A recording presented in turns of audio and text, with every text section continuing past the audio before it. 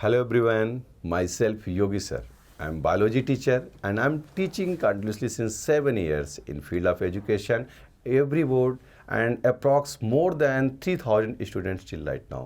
लगभग 3000 से ज़्यादा बच्चे और मैं आपको आज बताना जा रहा हूँ कि क्लास 9 से हो या 12 तक सभी को इजीली हम आसान तरीके से कैसे बायोलॉजी को पढ़ा सकते हैं ये बताना चाह रहे हैं आपको। और अगर आपको ज्वाइन होना है तो उसके लिए आप एडबी भी मेरे से जुड़ सकते हैं। सबसे पहले मैं आपको एक बेसिक बताता हूँ। जो क्लास 12 का सबसे पहला चैप्टर है वो आपका that's means reproduction in organism, means reproduction कैसे होता है। चलिए मैं आपको बता रहा हूँ कि कितने आसान तरीके से हम उस रिप्रोडक्शन को इजी मेथड में कर सकते हैं। Topic reproduction in organism.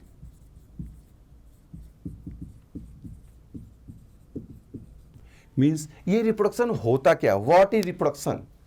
It is the process, means एक प्रोसेस है in which any living being produces their its own kind. अगर हम रिप्रोडक्शन की बात करते हैं तो ये एक प्रोसेस है जिसमें कोई भी लिविंग बीइंग्स हो, वो आपका लोअर हो हायर, मीन्स यूनिसेलुलर हो मल्टीसेलुलर, प्लांट हो या एनिमल, वो अपनी ही तरह के अपने काइंड्स को प्रोड्यूस करता है। That's mean simply can say that संतानें उत्पन्न करता है। And it is the basic things for all the living, उनके लिए जरूरी है, इसेंशियल है to maintain the continuity of life on earth या जनरेशन। क्योंकि उनकी लाइफ होगी तो उनकी जनरेशन होगी, और जनरेशन होगी तो आप कह सकते हैं तो धीरे धीरे अपने आप को अर्थ में बनाए रखेंगे, otherwise no possibility on earth. इसलिए रिप्रोडक्शन बहुत ही जरूरी है सभी के लिए। वो अगर लिविंग्स है तो रिप्रोडक्शन उसमें होना मस्ट है। बट ये रिप्रोडक्शन होता क्या, ये आपको बता दिया कि सेम एज चीज। तो आप इसमें हमारे पास सबसे पहला पॉइंट है कि अगर आपके पास कोई लिविंग है, सपोज दैट लिविंग है, मैं ही लिविंग हूं, मैं मानता हूं मैं लिविंग तो हूं ही पहले से, लेकिन अगर मैं मानूं कि मैं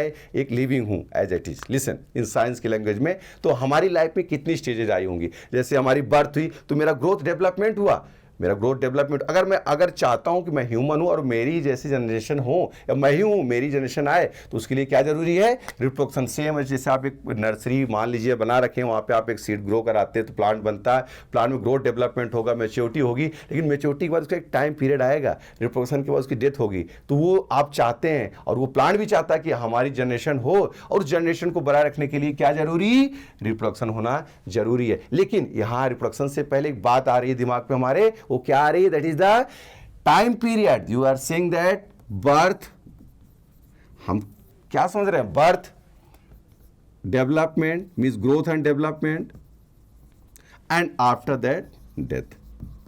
आप देखिए बर्थ हुआ, ग्रोथ डेवलपमेंट हुआ, फिर उसकी डेथ हुई, तो ये टाइम पीरियड है। और वो टाइम पीरियड जो आपका है वो लाइफ स्पेन है, वो life span. That means all the living being have definite time period on earth, that means from birth to till natural death, not any accidental death. यहां पे हर एक लिविंग बीइंग्स के पास जब वो जन्म ले रहा, बर्थ उसकी हो रही है, तो एक नेचुरली डेथ होगी according to nature, that we call life span. Suppose that हम एग्जांपल की बात करते हैं तो अभी आपके पास पैरट है, पैरट का लाइफ स्पान अप्रॉक्स 140 ईयर्स है। या आप कह सकते हैं बटरफ्लाई है, बटरफ्लाई की भी life span approx 1 to 2 weeks.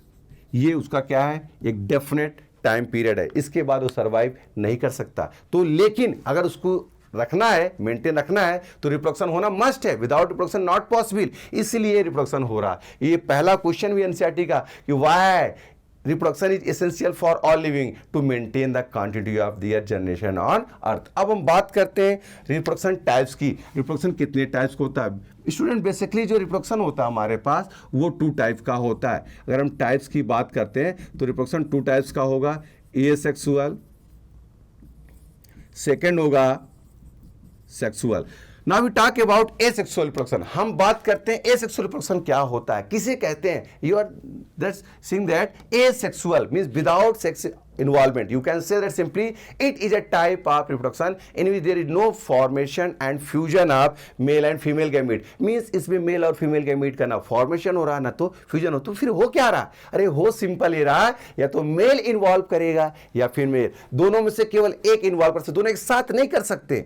Means simply by division, by division means कोई भी एक ऐसी प्रोसेस नहीं हो रही जो सेक्सुअल रिप्रोडक्शन में होती है, ऐसा कुछ भी स्टेप इसमें फॉलो नहीं हो रहा। बेसिकली जो बेटा अगर बात करते हैं इसमें, तो अगर हम यूनिसेलुलर की बात करते हैं तो यूनिसेलुलर में डिफरेंट मेथड्स होगा। ये इनके जो मेथड्स हैं, जिस स्टेप से जैसे होगा वो कितने टेप्स के हैं समझिए। सपोज दैट हमारे पास सबसे पहला आता है बेटा फिजन। What is fission? ये फिजन क्या होता है? सिंपल सा वर्ड है, फिजन मीन्स टूटना। हम सुनते आए टूटना, लेकिन किसका टूटना? यहां रिप्रोडक्शन में सेल का टूटना है। कोई एक सेल टूटेगा, सेल ब्रेक होगा, लेकिन सेल टूटने से बनेगा क्या? कुछ नया सेल बनेगा। उसको नया सेल ना बोल के हम डॉटर सेल बोलेंगे, क्योंकि कुछ समय बाद अगेन वो पेरेंट जैसा बिहेव करेगी। कभी सन सेल नहीं बन सकती वो, क्योंकि हो ही नहीं सकता, ऐसा पॉसिबल ही नहीं है। तो हमारे पास फिजन होगा। और इस फिजन की अगर हम बात करते हैं सिंपली डेफिनेशन की, इजी मेथड की, तो आप कह सकते हैं कि fission is a type of asexual reproduction in which parent cell directly split into daughter cell. You can't say 2 और मोर। आप ये मत कहिए 2, 4, 6, ऐसा कुछ नहीं। आप सिंपल सा बताइए कि एक ऐसा रिप्रोडक्शन है जिसमें कोई भी आपके पास लिविंग बीइंग्स है वो डिवाइड हो जा रहा, टूट जा रहा, 2 में 3 में, उससे मतलब नहीं, टूट जा रहा, बस टूट के नया बना ले रहा। बट कैसे बनना है इसमें भी बात करेंगे। टू देखिए, सबसे पहला है बाइनरी फिजन। बाइनरी फिजन क्या होता है? लिसन, द वर्ड बाइनरी, देखिए इसके नाम में रखा हुआ पूरी definition. Binary word means two and fission means break. Suppose that आपके पास कोई ये पेरेंट सेल है, suppose that this is the amoeba, ये अमीबा है, ये पेरेंट सेल है, बिकॉज एट मैच्योरिटी इसको हम पेरेंट सेल बोलेंगे। अब ये अमीबा डिवाइड होगा, डिवाइड होकर के बाय सिंपल ऑफ फरो खाज, एक खाज या फरो बनेगा, उसकी हेल्प से डिवाइड होने की कोशिश करेगा और डिवाइड करके 2 डॉटर सेल बनाएगा। कितने डॉटर सेल बनाएगा? 2 डॉटर सेल बनाएगा। क्योंकि अमीबा का कोई शेप नहीं होता है, तो आपको स्ट्रेस नहीं लेना है, किसी भी तरीके से डायग्राम को बना लेना है। सिंपल सा हमारे पास ये जो इन्वॉल्व हुआ उसको बोलेंगे पेरेंट सेल, और पेरेंट सेल्स के डिवीजन से बन गया हमारे पास डॉटर सेल। क्या बन गया? डॉटर सेल बन गया। अब देखा इसमें स्टेप्स कितने होते हैं। अगर हम इसके स्टेप्स की बात करते हैं तो जो हमारे पास एसेक्सुअल में बाइनरी फिजन था, इसमें भी स्टेप्स हो रहे हैं। और वो स्टेप्स कौन से हैं? Listen carefully. 2 karyokinesis, second cytokinesis. Karyo, the word karyon means nucleus and kinesis means division. जहां पे न्यूक्लियस का डिवीजन हो रहा होगा, that means where the division of nucleus takes place, that we call karyokinesis. जहां पे किसी सेल का न्यूक्लियस डिवाइड हो रहा होगा उसको सिंपल बोलेंगे कैरियोकाइनेसिस। सेकंड थिंग हमारे पास आता है cyto, the word cyton means that cyton है तो साइटोन का प्लाज्म है, एंड काइनेसिस डिवीजन। सो उस सेल का साइटोप्लाज्म जब डिवाइड होगा उसको बोलेंगे साइटोकाइनेसिस। तो अगर आप बात करते हैं बाइनरी फिजन में, तो ये न्यूक्लियस डिवाइड हुआ और इस न्यूक्लियस के साथ साथ इसका साइटोप्लाज्म भी 2 पार्ट में डिवाइड हुआ, तभी डॉटर सेल बना, अदरवाइज पॉसिबिलिटी नहीं है। तो अब नेक्स्ट हमारे पास अगर फिजन की बात करते हैं, सेकेंड आता है मल्टीपल फिजन। सेकेंड आएगा multiple fission. What is multiple fission? Means multiple word means more than one type of division. यहां पे एक से ज्यादा बार डिवाइड हो रहा है, एक से ज्यादा। But how it is possible?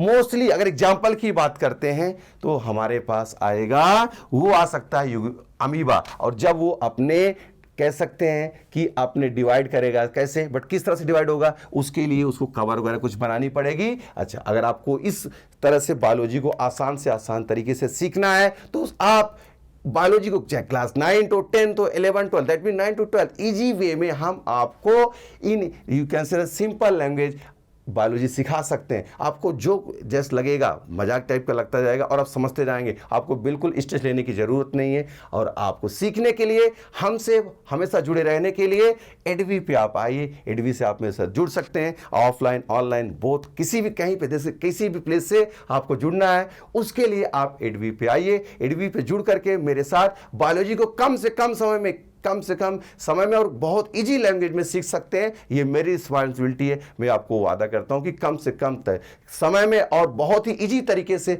Biology सिखा सकता हूं। इसके लिए लेकिन आपको एक काम करना पड़ेगा, एडवी पे आइए और वहां पे आप मेरे को फाइंड करिए। उसके बाद आप मेरे से जुड़ सकते हैं ताकि आप अपनी बायोलॉजी को कहीं से, देश के किसी भी कोने से आराम से सीख सकते हैं। उसमें आपको कोई प्रॉब्लम नहीं होगी। और बोर्ड कोई भी हो, डोंट मैटर, कंटेंट और वो मैं प्रोवाइड करूंगा और उसको आपको सीखना है तो मेरे से जुड़ना पड़ेगा। So thank you so much.